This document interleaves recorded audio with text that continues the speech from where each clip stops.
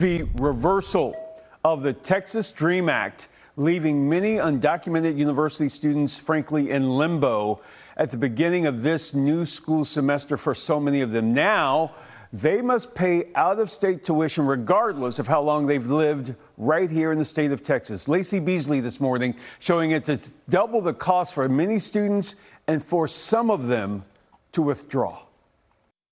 I had to do what I had to do and I had to leave. This former UNT Dallas student, who wants to go by the name Sienna, says her parents brought her to Texas when she was 1 month old. Before now, Sienna was debt-free because of aid from scholarships, FAFSA, and TASFA. She showed me the email UNT Dallas sent her in July. So they were informing you that your residency status has changed to non-resident. Yes, my heart sank. And then the tuition bill that came afterward. Her in-state tuition at UNT Dallas was $4,799. As a non-resident, it more than doubled to $10,873. All after a federal judge overturned the Texas DREAM Act. Everything got stripped away from me. I had everything before. I had everything paid off. The Texas DREAM Act was a bipartisan bill signed into law in 2001 by Governor Rick Perry. It was the first law of its kind in the U.S., which allowed any student who attends 3 years of a Texas high school and graduates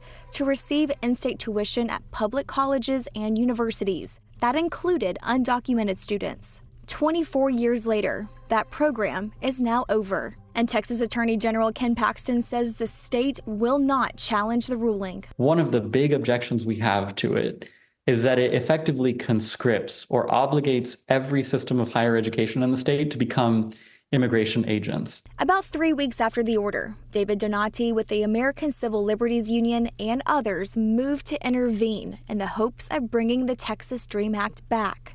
This is not a case about immigration. It's not a case about whether people can remain in the U.S. It is a question about people who are here, who have lived here their entire lives, and who have the ability, the competence, and the desire to pursue an education in this state. Do you think the Texas DREAM Act will ever come back?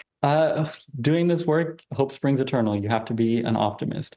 I'm just happy that it got done at the executive level. Republican State Representative Mike Alcott supports the reversal. He talked to politics reporter Jack Fink in June. My understanding is the only way you can offer in-state tuition to illegal aliens is if you offer that same rate to citizens living outside your state so that they are given the same shot that illegal aliens does. Today, Sienna is attending a community college, praying one day she can graduate. For people who are watching this, who are on the opposite side, you don't deserve the DREAM Act, you don't deserve to go to school here, what do you have to say to them? It's not my fault that I'm here. Have compassion towards others.